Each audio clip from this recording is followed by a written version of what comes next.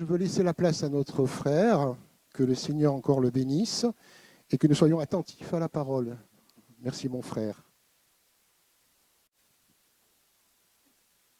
Voilà, que ce matin, quelqu'un puisse peut-être vivre ce jour de salut, ce jour de réconciliation avec Dieu. Amen. Voilà, donc je suis très heureux d'être avec vous ce matin. Donc j'ai été venu au mois de décembre, donc ça fait déjà quelques mois, le temps passe très très vite. J'avais passé donc j'ai fait le culte de Noël avec vous et j'avais passé de très bons moments avec vous et je suis très heureux de revenir ici avec ma femme, avec nos enfants. On est très heureux d'être au milieu de vous. Merci à vous tous pour votre accueil, votre gentillesse, votre amour. Et avant d'ouvrir la parole avec vous, j'aimerais simplement en quelques instants vous partager le travail d'évangélisation que je fais dans l'arrière-pays, vous dire un petit peu donc ce qui se passe pour que vous puissiez prier, et aussi donc si vous connaissez des gens qui habitent dans les environs, des endroits que je vais vous parler pour que vous puissiez aussi les inviter. Donc en fait avec ma femme, donc on est à l'église de Nice et on habite à Levins. Donc voilà, c'est pour ceux qui ne connaissent pas, c'est un village à plus ou moins une demi-heure de Nice. Et donc voilà, on habite à Levins et on a commencé donc l'année dernière des réunions donc à Levins. Et donc voilà, ça a commencé donc chez les chrétiens. Et dernièrement, on a été vraiment bénis par le Seigneur. Le Seigneur a ouvert une porte. Et maintenant, on fait les réunions depuis presque 2 mois. On fait les réunions donc dans une salle de restaurant à Levins. Pour ceux qui connaissent un peu Levins, quand vous arrivez à Levins, sur la gauche, il y a le Grand Pré. Et sur la droite, un peu plus loin, juste avant le rond-point, il y a un grand parking en terre. Et à côté de ce grand parking, un restaurant. Et c'est dans cette salle de restaurant qu'on fait donc nos réunions. Donc on bénit vraiment le Seigneur pour cette porte ouverte parce que ça favorise vraiment voilà, l'avancement de l'œuvre à Levins. Et donc on fait pour l'instant 2 réunions par mois, 2 mercredis par mois. Donc voilà, si vous connaissez des personnes qui habitent à Levins ou aux alentours, n'hésitez pas à leur en parler, à les inviter. On se rassemble comme vous vous rassemblez là pour louer le Seigneur, pour se rassembler autour de sa parole et pour que des âmes aussi soient sauvées. Alléluia. Parce que c'est l'essence même de l'Église. Si l'Église, qui est la lumière, ne va pas éclairer le monde, à quoi sert l'Église ? C'est l'essence même de l'Église. Donc soyons vraiment l'Église, adorons le Seigneur, c'est vrai, mais aussi témoignons du Seigneur. Et donc voilà, c'est ce qu'on s'efforce de faire à Levins. Donc voilà, priez pour ce qui se passe à Levins. Donc 2 mercredis par mois et aussi donc une fois par mois, un week-end par mois, je vais donc faire des réunions à Castellane et Saint-André-les-Alpes. Donc souvent quand je parle de Castellane, il y en a qui pensent que c'est du côté de Marseille, ça n'a rien à voir. C'est plutôt vers direction Digne. Donc voilà, c'est à 2 heures de Nice. Donc le samedi après-midi, une fois par mois, je fais la réunion donc à Castellane chez une mamie. Et le dimanche matin, une réunion à Saint-André-les-Alpes. Donc là aussi chez une sœur qui ouvre sa porte. Et donc voilà, c'est un week-end par mois que j'y vais. Là, la semaine dernière, donc avec ma femme et une équipe, on a fait une mission donc d'évangélisation toute la semaine, du lundi au dimanche. On a été donc dans un camping à Saint-Julien-du-Verdon, donc entre Castellane et Saint-André-les-Alpes. On a logé dans ce camping pour faire de l'évangélisation. Donc on a fait des sorties d'évangélisation dans la rue. On a partagé l'amour du Seigneur aux gens. C'était pas toujours facile, mais on sait pourquoi on le fait. Et on sait que les gens en ont tellement besoin, peu importe les apparences, leur carapace, on sait qu'ils sont malheureux et qu'ils ont besoin de l'évangile. Et donc voilà, c'est ce qu'on a fait à Saint-André-les-Alpes et à Castellane. On a fait aussi des réunions, une première réunion le jeudi soir à Castellane, une autre le vendredi soir à Saint-André et le dimanche matin toujours à Saint-André. À Saint-André, ça a été fait dans une salle que la mairie nous a prêtée. Et on a passé de très bons moments, on a été encouragés par le Seigneur. À chacune de ces réunions, il y avait de nouvelles personnes qui étaient là, donc quelques inconvertis qui ont entendu l'évangile pour la première fois. Donc on rend gloire au Seigneur pour ce que le Seigneur fait. Le Seigneur est vraiment bon. Je pourrais vous dire certaines choses, je ne vais pas trop tarder, mais juste pour vous encourager. Donc au début de cette semaine d'évangélisation, on s'est retrouvés donc à l'entrée d'un bar. Et avec l'équipe, on a vu les gens qui étaient là, qui fréquentaient le bar. Et en fait, sans se concerter, tout de suite, on a pris à cœur les gens de ce bar. On a vu leur misère, leur souffrance sur leur visage, ça se voyait, c'était évident. Et donc, on a tous pris à cœur ces gens-là sans s'en parler sur le moment. Et c'est que quelques heures après qu'on en a parlé, qu'on a réalisé qu'on avait la même chose sur le cœur. Et donc, voilà, on a prié pour que le Seigneur puisse nous permettre d'entrer en contact avec ces gens-là d'une manière ou d'une autre. Et donc, ça, c'était en début de semaine. Et le vendredi midi, donc avec un frère de Saint-André et l'équipe, on mange donc dans ce bar qui fait des pizzas. Et donc voilà, on a mangé des pizzas, on a passé un bon moment entre frères et sœurs. Et suite à ce repas, de manière naturelle, on a pu entrer en contact avec ces gens qui étaient dans le bar. On a pu parler, rendre témoignage aux gens dans ce bar. Je ne sais pas, peut-être un quart d'heure, une demi-heure, 3/4 d'heure, je ne sais plus, j'ai pas trop la notion du temps. Mais on a pu vraiment rendre témoignage, passer un moment dans ce bar-là pour parler du Seigneur à ces gens-là qui avaient tellement besoin. Et notamment un couple qui a vraiment été touché par le Seigneur, par le témoignage qu'on a pu apporter. Donc un couple voilà, qui vient d'emménager là-bas à Saint-André-les-Alpes, qui ont vraiment besoin du Seigneur. Donc vraiment que Dieu soit béni pour ces choses-là. Et je vous demande vraiment de prier pour ces endroits-là, ces villages, ces endroits qui peuvent être un peu reculés et qui ont autant besoin de l'évangile que nos grandes villes, où il peut y avoir nos grandes villes, il peut y avoir voilà, des dizaines de milliers, des centaines de milliers d'âmes. Mais là où il y a peut-être 1000, 2000, 3000 âmes seulement, aux yeux du Seigneur, c'est pas seulement aux yeux du Seigneur, une âme à un prix inestimable. Et on veut vraiment que le Seigneur sauve partout où il y a des hommes et des femmes, que le Seigneur se révèle. Alléluia. Amen. Voilà, donc merci pour vos prières. On peut ouvrir ensemble la parole de Dieu. On va aller dans l'évangile de Matthieu, chapitre 3, à partir du verset 13. Et on continuera la lecture au chapitre 4, à partir du verset 1er jusqu'au verset 11. Donc Matthieu chapitre 3, à partir du verset 13 pour commencer. Matthieu 3.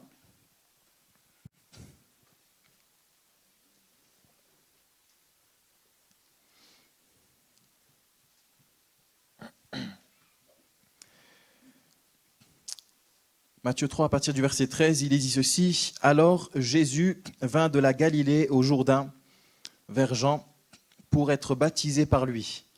Mais Jean s'y opposait en disant, « C'est moi qui ai besoin d'être baptisé par toi, et tu viens à moi ?» Jésus lui répondit, « Laisse faire maintenant, car il est convenable que nous accomplissions ainsi tout ce qui est juste. » Et Jean ne lui résista plus. Dès que Jésus eut été baptisé, il sortit de l'eau. Et voici, les cieux s'ouvrirent, et il vit l'Esprit de Dieu descendre comme une colombe et venir sur lui. Et voici, une voix fit entendre des cieux ces paroles. « Celui-ci est mon Fils bien-aimé, en qui j'ai mis toute mon affection. » Chapitre 4, verset 1er. Alors Jésus fut emmené par l'Esprit dans le désert pour être tenté par le diable. Après avoir jeûné 40 jours et 40 nuits, il eut faim. Le tentateur s'étant approché lui dit, « Si tu es fils de Dieu, ordonne que ces pierres deviennent des pains. » Jésus répondit, « Il est écrit, l'homme ne vivra pas de pain seulement, mais de toute parole qui sort de la bouche de Dieu. » Le diable le transporta dans la ville sainte, le plaça sur le haut du temple et lui dit, « Si tu es fils de Dieu, jette-toi en bas, car il est écrit, il donnera des ordres à ses anges à ton sujet, et ils te porteront sur les mains, de peur que ton pied ne heurte contre une pierre. » Jésus lui dit, « Il est aussi écrit, tu ne tenteras point le Seigneur ton Dieu. » Verset 8, le diable le transporta encore sur une montagne très élevée, lui montra tous les royaumes du monde et leur gloire, et lui dit, « Je te donnerai toutes ces choses, si tu te prosternes et m'adores. » Jésus lui dit, « Retire-toi, Satan, car il est écrit, tu adoreras le Seigneur ton Dieu, et tu le serviras lui seul. » Alors le diable le laissa, et voici des anges vinrent auprès de Jésus et le servaient. Amen. Alléluia. Gloire au Seigneur. Je crois que ce matin, le Seigneur veut vraiment parler à quelqu'un. Quand j'entends ce que le frère tout à l'heure a pu dire pour la Sainte Seine, ce matin, moi, je veux vous parler de l'épreuve et j'aimerais vraiment encourager ceux qui passent par l'épreuve et peu importe l'origine de l'épreuve, peu importe la forme de l'épreuve, j'aimerais vraiment encourager particulièrement ceux qui souffrent dans une épreuve, quelle qu'elle soit. Et on voit donc dans ce passage le Seigneur qui est passé par une épreuve toute particulière, mais le Seigneur est sorti vainqueur, il a triomphé de l'épreuve, il ne s'est pas laissé avoir, il n'a pas chuté, il n'est pas tombé, mais le Seigneur est sorti vainqueur, on l'a lu à la fin. Le diable est parti, il est parti pas suite à une victoire, mais suite à une défaite. parce que Jésus a tenu ferme. Jésus n'a pas succombé aux tentations du diable. Jésus n'est pas tombé sous le poids de l'épreuve, mais il a vaincu et il a triomphé. Alléluia. Mais j'aimerais voir au travers de ce passage-là un petit peu ce qui se passe avant, un petit peu ce qui se passe après, et partager simplement quelques pensées avec vous au sujet de l'épreuve. Et la première pensée que j'aimerais partager avec vous au sujet de l'épreuve, c'est que l'épreuve, et même une grande épreuve, une épreuve qui peut être très dure, très douloureuse, peut être précédée d'un temps glorieux, d'un temps particulièrement béni. Et je dis bien précédé dans le sens où on peut vivre un temps vraiment béni, un temps particulier où le Seigneur peut-être nous a bénis de toutes sortes de manières. Et suite à ce moment de bénédiction, on peut vivre un temps très difficile et très compliqué. Et c'est un petit peu ce qui s'est passé pour le Seigneur Jésus, puisque Jésus, donc on l'a lu ensemble, il va donc se faire baptiser par Jean. Et la Bible nous dit que alors qu'il va se faire baptiser, au moment donc où il va être baptisé, il va sortir de l'eau. Et à ce moment-là, un temps glorieux pour le Seigneur, un temps glorieux pour Jésus. Quand il va sortir de l'eau, la Bible nous dit que les cieux vont s'ouvrir. Les cieux vont s'ouvrir de manière littérale. Ce n'est pas quelque chose de métaphorique, de poétique, mais ça s'est passé littéralement. Les cieux s'ouvrent et Jésus va voir l'Esprit de Dieu descendre comme une colombe. Déjà, il va voir l'Esprit de Dieu descendre comme une colombe, mais l'Esprit de Dieu, la colombe ne va pas se poser n'importe où, elle ne va pas se poser sur un arbre, elle va se poser sur lui. Un temps vraiment de gloire, un temps particulier. Mais non seulement cela, la Bible nous parle encore de la voix de Dieu, la voix du Père qui va retentir du haut des cieux et qui va dire « Celui-ci est mon Fils bien-aimé en qui j'ai mis toute mon affection ». Dieu va dire « Celui-ci est mon Fils ». Alléluia. Et nous, c'est ce que nous croyons en tant qu'enfants de Dieu, en tant que peuple de Dieu. Jésus est le Fils bien-aimé de Dieu. Jésus est le Sauveur du monde. Jésus est le Christ. Dieu le même l'a proclamé. Dieu le même a fait retentir sa voix pour le dire. Il n'a pas eu honte de le dire. Dieu a envoyé son Fils et son Fils n'est nul autre que Jésus. Alléluia. Et Jésus, le Fils de Dieu, est la seule source de salut. Il est le seul capable de te délivrer de tes chaînes, le seul capable de guérir les blessures de ton cœur, le seul capable de te frayer un chemin. Peut-être tu es comme dans le désert, comme dans le ténèbre, tu ne sais pas où aller, tu es complètement perdu. Jésus, le Fils de Dieu, il a un chemin tout tracé pour toi. Si tu l'acceptes et si tu le fais entrer dans ta vie, alléluia. Le jour où j'ai laissé Jésus entrer dans ma vie a été complètement bouleversée. Et dans le bon sens du terme, les œuvres du diable dans ma vie ont été détruites. Le désespoir qu'il y avait dans mon cœur a été chassé. Tout ce qu'il pouvait y avoir de mauvais, le Seigneur l'a ôté et il l'a remplacé par sa joie, son amour et sa paix. Alléluia. Le jour où tu laisseras entrer Jésus dans ton cœur, qui est en train de frapper à la porte de ton cœur, le jour où tu vas le laisser entrer, il va faire place à la joie, au véritable bonheur et à la paix dans ton cœur et il va chasser et bannir toute forme de crainte.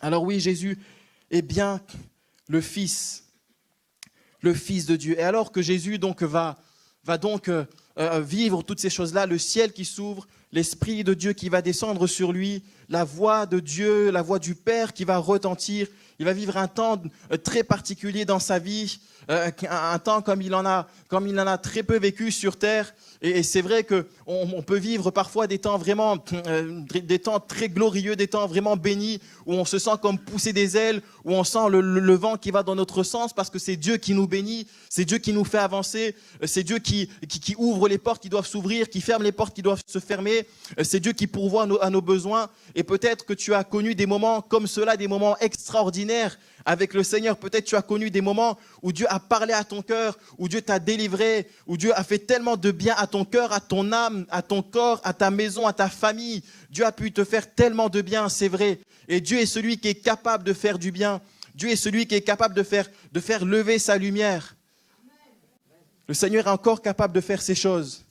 Mais aussi, il est vrai que Dieu permet l'épreuve et que Dieu permet les difficultés. Et Jésus n'a pas été épargné des épreuves et des difficultés, puisque juste après ce moment glorieux, la Bible nous dit que Jésus va être emmené par l'Esprit dans le désert pour être tenté par le diable. Et donc, il est vrai que des temps de bénédiction peuvent être suivis par des temps de grandes épreuves. Jésus va être emmené dans le désert. Et le désert, quel lieu d'épreuve, quel moment de solitude, quel moment de souffrance, quel moment terrible que le désert. Mais dans le désert, il a été en plus de cela tenté par le diable. Et Jésus va connaître à ce moment-là un moment particulièrement dur, un moment particulièrement difficile. Un petit peu comme Élie. Rappelez-vous, lorsque Élie il dit qu'il va vivre un temps là aussi glorieux. Il est question du feu qui va tomber du ciel.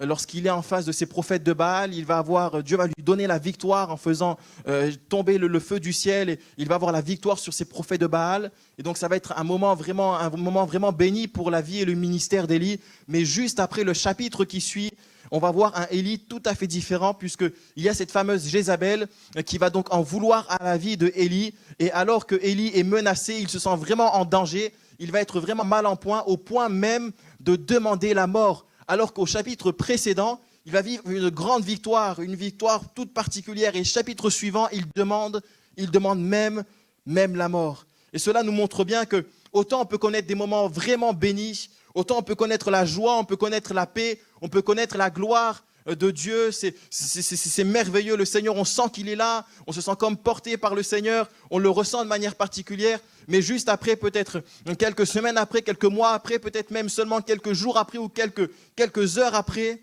parfois sans transition, l'épreuve peut venir et elle peut venir sans prévenir. Jésus a vécu ce moment glorieux et juste après, la Bible nous dit « Alors, Jésus fut emmené par l'Esprit dans le désert ». Il n'y a pas eu de transition, de temps de préparation à l'épreuve, de préparation psychologique, spirituelle ou je ne sais quelle sorte de préparation, mais Jésus a été tout de suite donc amené dans ce moment d'épreuve.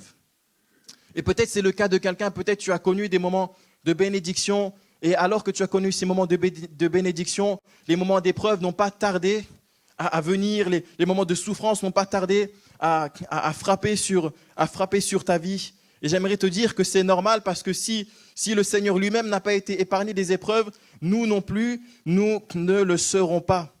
Nous ne le serons pas. Les épreuves, c'est le lot de chaque être humain, qu'on soit chrétien ou pas chrétien, qu'on soit enfant de Dieu ou pas. On est tous amenés à un moment donné ou à un autre à vivre des épreuves et à vivre de grandes épreuves. Mais celui qui vit ces épreuves avec Dieu, celui-là sera vainqueur sur ces épreuves. Alléluia. Il sera vainqueur de la même manière que Jésus a été vainqueur.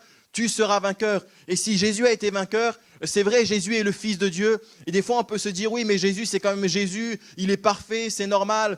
Mais j'aimerais te dire que Jésus qui est vrai et parfait, Jésus qu'il est vrai, il est le Fils de Dieu. Dans son épreuve, il n'a pas fait sans Dieu son Père. Dans son épreuve, il était en communion avec Dieu. Puisque la Bible nous dit qu'après avoir jeûné 40 jours et 40 nuits, Jésus, dans son désert, dans son épreuve, la Bible nous dit qu'il va jeûner, il va se consacrer, il va se mettre à part. Il ne va pas laisser l'épreuve s'abattre sur sa vie, il ne va pas se laisser s'apitoyer sur son sort, mais pendant son épreuve, il va être en communion avec Dieu. Est-ce que tu es dans l'épreuve? Si tu es dans l'épreuve, j'aimerais te poser aussi cette question, est-ce que dans ton épreuve, tu es en communion avec Dieu? Parce que c'est ça et uniquement ça qui te permettra de traverser l'épreuve, de ne pas laisser l'épreuve te terrasser, mais c'est le fait d'être en communion avec Dieu qui va te permettre de sortir victorieux de l'épreuve. Alors j'aimerais t'encourager, toi qui passes par l'épreuve, et c'est vrai qu'on peut connaître toutes sortes d'épreuves dans la vie, l'épreuve de la maladie, l'épreuve de la séparation, peut-être avec une personne qu'on aimait, qu'on chérissait, une épreuve peut-être financière qui peut être là, mais quelle que soit la nature de l'épreuve, aucune épreuve n'est trop dure pour le Seigneur, mais par contre, il est vrai que les épreuves, bien souvent, elles sont trop dures pour nous qui ne sommes que des hommes. Mais nous qui ne sommes que des hommes, si on s'appuie sur Dieu, à qui rien n'est impossible, alors on pourra voir la gloire du Seigneur dans notre épreuve. Et c'est pour cela que j'aimerais vraiment vous encourager, vous qui passez par l'épreuve, à être en contact avec le Seigneur, à ne pas laisser l'épreuve garder votre tête baissée, à pleurer sur vous-même, mais que malgré l'épreuve, vous puissiez vous puissiez oser lever les yeux vers le ciel, regarder vers le Seigneur, vous adresser à lui de tout votre cœur, épancher votre âme devant le Seigneur, déverser votre cœur sur le Seigneur, et il va entendre votre cri. Il va voir les larmes de votre visage, de vos yeux, et il va venir à votre secours d'une manière ou d'une autre. Mais s'il te plaît, mon frère, ma sœur, ne laisse pas l'épreuve t'éloigner du Seigneur, t'éloigner peut-être encore davantage du Seigneur, mais au contraire, rapproche-toi du Seigneur. Approche-toi à nouveau, peut-être s'il le faut, du Seigneur. Ferme la porte de ta chambre et entre en contact avec celui qui est le Seigneur, avec celui qui est le Sauveur. Et là, dans ce contact de la prière avec Dieu, tu vas recevoir des forces, tu vas recevoir un secours que tu ne pourras recevoir que dans la présence du Seigneur. Alors oui, Jésus était donc en communion avec Dieu dans son épreuve. Et puis, ce qui m'interpelle aussi, donc il est dit, après avoir jeûné 40 jours et 40 nuits, donc Jésus eut faim. Le tentateur s'étant approché lui dit, si tu es fils de Dieu, ordonne que ces pierres deviennent des pains. Ici, donc, la Bible nous montre que Jésus, alors qu'il vient de s'abstenir de nourriture pendant 40 jours, 40 nuits, il ne va pas manger. Ça devait être tellement dur de s'abstenir de nourriture. Nous, si on se passe d'un repas, c'est compliqué. Mais le Seigneur ne s'est pas passé que d'un repas. Pendant 40 jours et 40 nuits, il n'a absolument rien mangé. Et que ça devait être compliqué. On peut essayer d'imaginer à quel point il devait avoir faim, son corps devait avoir besoin de nourriture, besoin de pain. Et voilà que alors que la Bible nous dit que Jésus a faim, à ce moment-là, certainement au moment où où son corps doit avoir le plus besoin de nourriture, au bout de 40 jours, à ce moment-là, alors que Jésus a faim, le tentateur s'approche. Et qu'est-ce que le tentateur va faire? Il ne va pas lui proposer de l'argent, parce que le diable sait très bien qu'à ce moment-là, Jésus n'a pas besoin d'argent. Mais Jésus a besoin de pain et Jésus a besoin de son corps, a besoin d'être nourri. Et donc le diable, voyant Jésus affamé, va lui proposer du pain.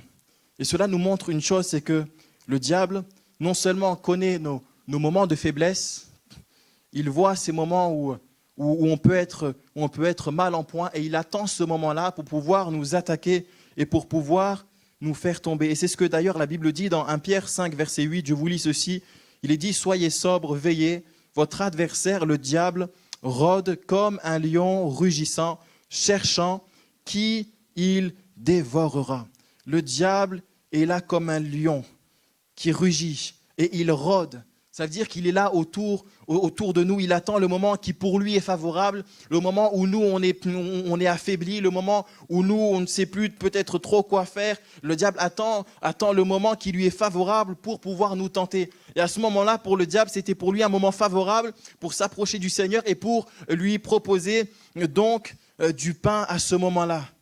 Et je crois que c'est important, comme la Bible nous dit, comme l'apôtre Pierre le dit, d'être sobre et de veiller.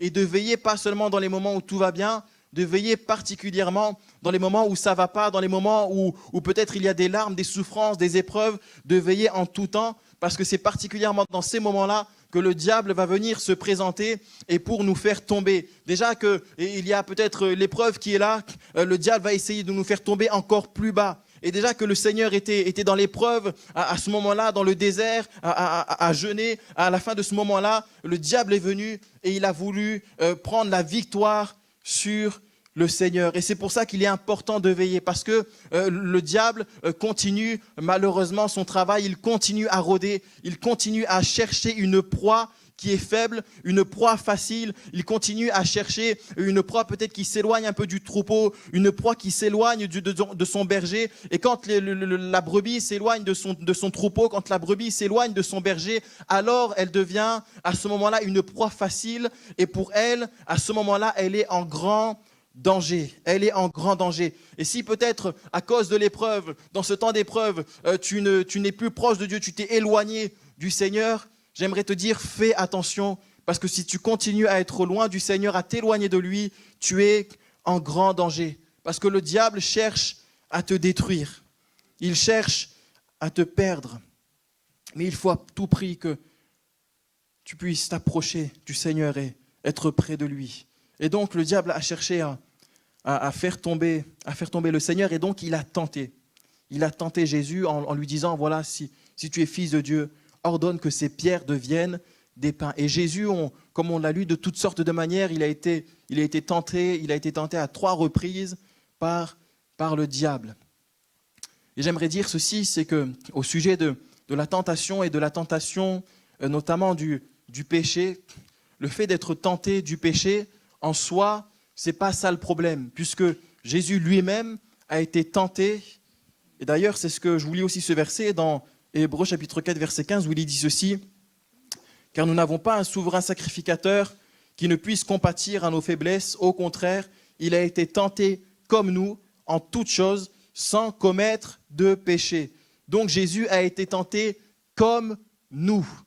Et donc la tentation du péché en soi, c'est pas ça qui est le problème, c'est pas ça qui est mauvais, puisque le diable va chercher à tenter tous les hommes, toutes les femmes, quels qu'ils soient. On n'est pas protégé de la tentation, on n'a pas une sorte de passe pour passer outre la tentation, mais on va tous être tentés, qui que nous soyons, quel que soit l'âge que nous avons, le parcours que nous avons, on va tous connaître et on connaît tous la tentation du péché. Jésus lui-même a connu la tentation du péché. Donc être tenté, ce n'est pas le problème. En fait, le problème, c'est notre manque de résistance face à la tentation. C'est notre manque de fermeté dans la foi. Le fait qu'on ne soit pas enraciné dans le Seigneur, dans sa parole et dans sa présence, c'est bien souvent notre problème. Et quand la tentation arrive, quand le péché arrive, quand le diable nous propose quelque chose, on se retrouve là avec si peu de force parce qu'on est là, on a pris tellement de temps peut-être pour prendre soin de notre chair, pour nourrir notre chair, pour apporter des soins à notre chair. Mais quand est-ce qu'avons-nous pris soin de notre âme et de notre esprit ? Et lorsque on est en communion avec le Seigneur, notre esprit est nourri, fortifié. Et lorsque la tentation arrive, on a alors la capacité, par l'Esprit du Seigneur et par sa force, de résister à la tentation et de surmonter la tentation. Alléluia. Alors c'est vrai qu'on reste humain et qu'on a tous des moments plus difficiles, même spirituellement. On n'est pas toujours sur la montagne, on n'est pas toujours dans des moments glorieux. Il y a des moments où ça va moins bien dans notre marche avec le Seigneur, dans notre communion avec le Seigneur. Et c'est pour ça que la Bible nous exhorte à veiller et à veiller en tout temps. Je me souviens quand j'étais à la fac, j'ai fait un petit peu la fac, et j'ai beaucoup aimé mes années à la fac. J'ai vraiment été béni par le Seigneur, pas dans le domaine des études en eux-mêmes, parce que je ne suis pas allé jusqu'au bout de la licence, mais dans ce que le Seigneur m'a permis de vivre à la fac, j'ai vraiment été béni par le Seigneur. Et quand j'ai commencé la fac, j'ai vu assez rapidement qu'il y avait des soirées étudiantes qui étaient proposées assez régulièrement avec des thèmes différents. Et je savais que les soirées étudiantes, c'était des soirées bien arrosées, des soirées bien mondaines. Et tout de suite, dans mon cœur, je dis au Seigneur, moi, jamais de la vie, j'irai là-bas. Voilà, j'appartenais déjà au Seigneur, j'étais déjà converti, j'aimais vraiment le Seigneur de tout mon cœur. Et je voulais servir le Seigneur. Et donc, j'ai dit, Seigneur, c'est sûr et certain, jamais de la vie, j'irai, je sais que ce n'est pas ma place.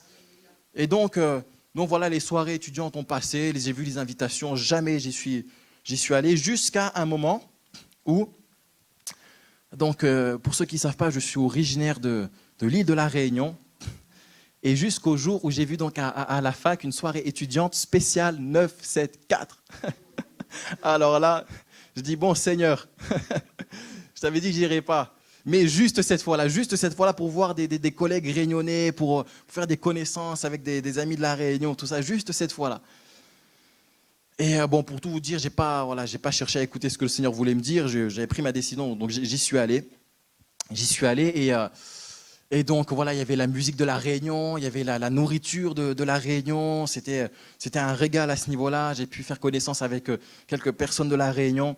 Et donc au bout de peut-être 3 quarts d'heure, je ne sais plus exactement, mais plus ou moins, je me suis retrouvé donc, ce que je me sentais, comme j'ai pas du tout, c'était pas du tout mon atmosphère, ce genre de milieu, avec la musique qui était forte, avec voilà, un lieu clos. J'avais besoin de prendre un peu l'air, et donc je me suis approché de la fenêtre qui était ouverte pour prendre un peu l'air. Et quand je prends un moment pour respirer, il y a le Saint-Esprit qui parle clairement à mon cœur, qui s'adresse clairement à moi. Il me dit: tu n'as rien à faire ici.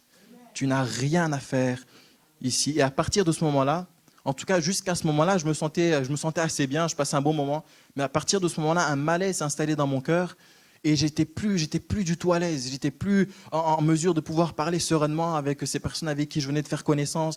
J'étais plus en mesure de passer un bon moment. J'étais vraiment mal à l'aise, mais j'ai quand même résisté. Je suis resté quelques minutes de plus. Et au bout de quelques minutes, la voix a résonné une fois de plus dans mon cœur. Et le Saint-Esprit qui me dit: tu n'as rien à faire dans cet endroit. Et la voix, elle était encore plus retentissante dans mon cœur. J'étais encore moins à l'aise, mais j'ai tenu encore quelques minutes, j'ai encore pris du temps. Et au bout de la 3e fois, le Seigneur me parle. Et à ce moment-là, j'ai eu aucune possibilité de résister. Je savais qu'il ne fallait pas que je reste là parce que c'était un danger pour moi, même si ça plaisait à ma chair, même s'il y avait des gens qui étaient là de l'île où je venais, même si voilà, c'était quelque chose de bon peut-être pour la chair, je sentais que pour ma vie spirituelle, c'était un danger. Et le Saint-Esprit m'avertissait sérieusement. Il me disait à 3 reprises: tu n'as rien à faire dans cet endroit-là. Et donc, au bout de la 3e fois, j'ai dit au revoir aux quelques personnes avec qui j'ai fait connaissance, sans leur dire quoi que ce soit. Ils n'auraient pas compris. Mais je suis parti pour garder mon âme.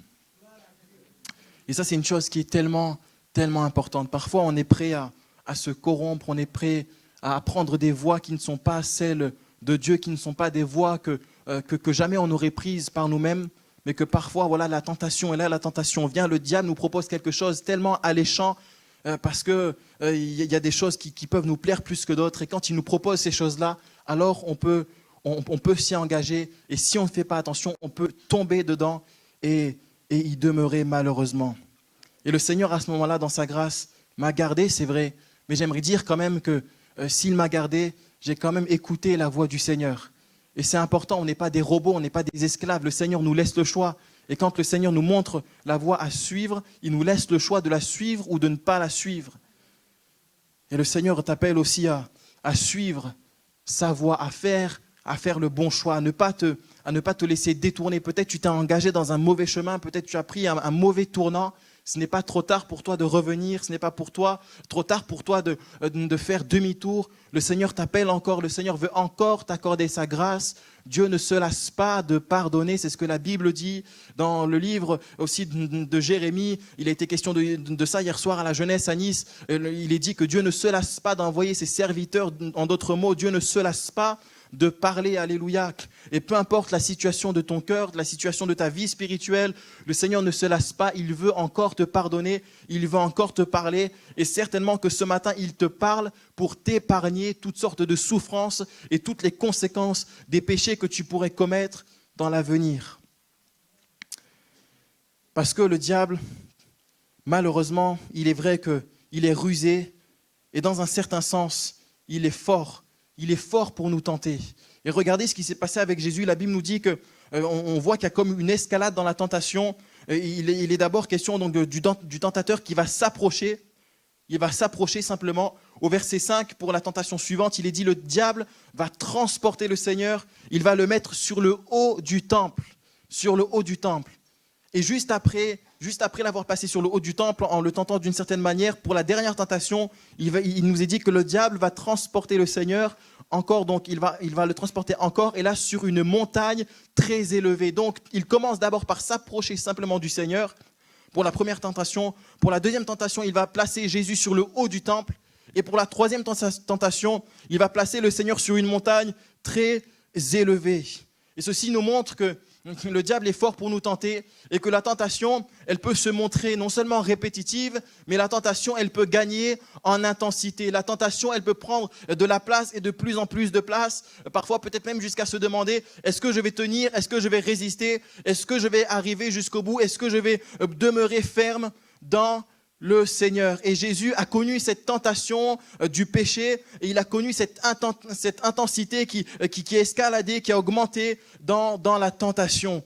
Et peut-être quelqu'un connaît ce moment dur de tentation le diable te propose des choses et il ne cesse de te proposer des choses qui te plaisent, qui pourraient te faire chuter et des choses qui gagnent en intensité comme ça a été donc le cas pour le Seigneur. Mais j'aimerais t'encourager à faire encore une fois comme le Seigneur parce que peu importe l'intensité de la tentation, peu importe la répétition de la tentation, si tu demeures ferme dans le Seigneur, tu vas en sortir victorieux, c'est sûr et certain. C'est sûr et certain, le Seigneur sera avec toi. Mais par contre, l'inverse est aussi vrai. Si tu lâches la main du Seigneur, si pendant quelques instants tu regardes ailleurs, si tu laisses ton regard se porter vers les choses de ce monde et vers les tentations de ce monde, et si tu laisses ton cœur être porté vers ces choses, alors il est vrai, comme il est dit, qu'on ne peut pas servir deux maîtres à la fois. Si tu fais cela, malheureusement, tu vas tomber. Alors je t'encourage de tout mon cœur à ne pas te laisser aller à ces tentations et à demeurer ferme, à résister avec la grâce du Seigneur et avec sa présence. Parce que le Seigneur est là pour venir à ton secours. Le Seigneur voit la tentation peut-être à laquelle tu fais face. Il voit les souffrances de ta vie, de ton cœur. Il voit peut-être les larmes, les moments difficiles. Mais Jésus qui a été tenté, il est capable de te délivrer aussi. Mais Jésus qui a été tenté, il nous parle aussi, ça nous parle d'une autre chose. La Bible nous dit que,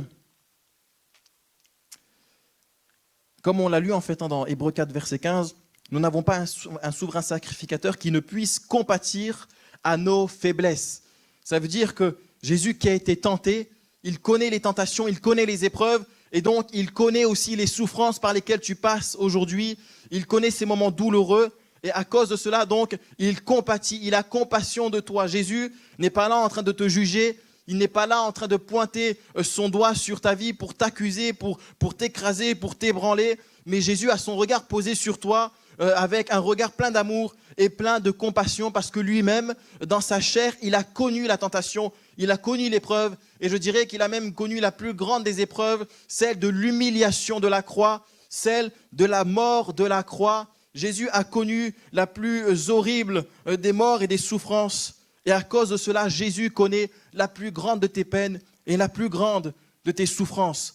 Et le fait qu'il ait été tenté nous parle donc de sa compassion, mais nous parle aussi de sa capacité à venir à notre secours, puisque Hébreux 2,18 nous dit ceci, car ayant été tenté lui-même dans ce qu'il a souffert, il peut secourir ceux qui sont tentés. Alléluia. Jésus peut secourir ceux qui sont tentés. Le Seigneur peut encore te secourir. Ce n'est pas impossible à Dieu. Ça t'est impossible à toi, mais ça n'est pas impossible à Dieu. Dieu a encore la puissance de te délivrer. Dieu a encore de l'amour pour venir jusqu'à toi et pour te sortir de ton gouffre, pour te sortir de ta misère et pour te sortir de ton épreuve. Seulement crie à lui et tu verras sa gloire se manifester. Et j'aimerais dire pour finir, pour ceux qui sont dans des moments semblables à ceux-là, des moments difficiles, quand on est dans l'épreuve, souvent l'épreuve nous fait oublier les glorieuses expériences passées, mais aussi les glorieuses expériences qui nous attendent à l'avenir. Parce que c'est vrai, quand on souffre à cause des moments difficiles, on ne voit que le moment difficile. On ne voit que la douleur, on ne voit que le problème et peut-être même les nombreux problèmes qui sont là. On ne voit que ça. Et on oublie toutes les fois où Dieu a manifesté sa gloire dans notre vie.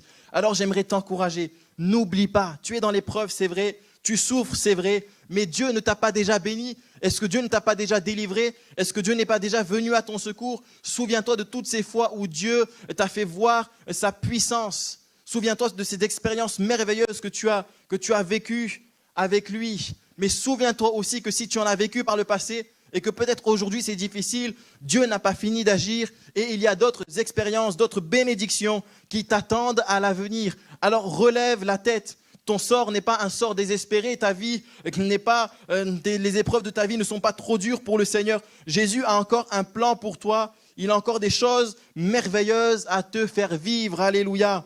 Et Jésus, donc, qui est passé par l'épreuve, il devait passer par ce moment d'épreuve, par ce moment de tentation. Et la Bible nous parle que juste après ce moment de tentation, Jésus va commencer à exercer son ministère. Il va commencer à proclamer la parole. Il va commencer à faire des miracles, à opérer des délivrances.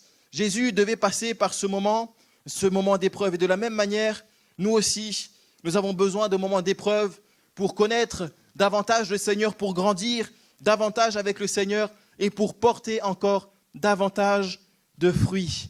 Et c'est là ce que le Seigneur dit dans cette parabole avec le cep et les sarments. On a besoin d'être émondé pour porter davantage de fruits. Et quand on est émondé, quand le Seigneur nous purifie, ça ne fait pas toujours du bien à notre chair. Parfois, ça nous fait un petit peu crier, ça nous fait un petit peu pleurer. Mais c'est toujours pour sa gloire et pour notre édification. Même si sur le coup, on a du mal à le comprendre, à le réaliser, avec le recul, bien souvent, on le comprend. Mais j'aimerais t'encourager, même si tu ne comprends pas, n'essaye pas de comprendre, compte sur le Seigneur. Et tu verras le Seigneur étendre sa main. Alléluia. Est-ce qu'on peut se lever, s'il vous plaît, et finir en priant quelques instants? En s'adressant au Seigneur, on peut fermer nos yeux. Alléluia. Oh, merci Seigneur. Merci Seigneur parce que tu es bon. Merci Seigneur parce que tu es un Dieu fidèle. Oh, je te bénis Seigneur parce que tu vois chacun de tes enfants qui est là ce matin Seigneur. Tu vois chacune de ces personnes qui sont là Seigneur. Et chacun d'entre nous, nous avons tellement de valeur à tes yeux. Et lorsque l'un d'entre nous tombe, tu le vois, tu le sais, tu le connais Seigneur. Et tu veux Seigneur venir au secours de celui, de celle qui est tombée Seigneur. Je te prie de relever. Je te prie de fortifier, Seigneur, de communiquer une grâce particulière alors que tu es là, Seigneur Jésus. Tu es celui qui, par ton esprit, fait du bien à tes enfants. Merci, Seigneur, pour ta grâce et ta bénédiction. Peut-être tu es là, toi-même, dans des moments difficiles. Je t'encourage maintenant simplement à crier au Seigneur dans ton cœur, à dire, Seigneur, j'ai besoin de toi. Je passe par la souffrance, c'est vrai. Je passe peut-être par la vallée et l'ombre de la mort. Mais je veux regarder à toi. Je ne veux plus regarder à ma misère. Je ne veux plus seulement pleurer. Mais je veux regarder à toi, Seigneur. Oh Jésus, viens à mon secours. Tu peux faire monter cette prière au Seigneur dans ton cœur. Et le Seigneur entend la prière, même de ton cœur, même tes murmures, tes gémissements devant le Seigneur. Il les entend. Il les entend. Sois conscient de sa présence. Sois conscient que tu es devant lui. Et mets ta foi dans le Seigneur. Laisse-le agir dans ta vie comme il veut, au moment où il le veut. Laisse-le agir dans ta vie et il agira. Il va agir parce qu'il t'aime. Alléluia. Oh, béni soit ton nom. Merci Seigneur parce que tu es un grand Dieu. Merci parce que tu ne te lasses pas de relever. Tu ne te lasses pas de secourir. Alléluia. Oh, merci, merci Jésus parce que tu es notre Père et nous sommes tes enfants. Et tu nous aimes d'un amour tellement grand. Merci pour ton peuple qui est ici rassemblé, ton peuple que tu veux encourager, ton peuple que tu veux édifier, ton peuple que tu veux fortifier. Mais c'est vrai que bien souvent, Seigneur, tu te sers de l'épreuve pour nous faire grandir. Tellement de choses qui sont là, qui prennent de la place dans notre vie, qui nous souillent, Seigneur, et qui alourdissent notre marche avec toi et qui ont besoin, Seigneur, d'être consumées. Oh Seigneur, viens consumer ces choses. Viens consumer ces choses, Seigneur, afin que nous puissions te plaire, t'être agréable, que nous ayons un cœur plein de foi, un cœur plein d'amour pour toi, Seigneur. Oh, viens nous purifier, Seigneur Jésus, et viens nous aider dans ces moments où tu nous purifies au travers de l'épreuve. Viens nous aider, nous donner ta force, Seigneur, pour garder, Seigneur, les yeux fixés sur toi et sortir de l'épreuve victorieux et pour porter encore plein de fruits, davantage de fruits, pour ta gloire, au nom de Jésus. Amen. Merci, Seigneur. Alléluia.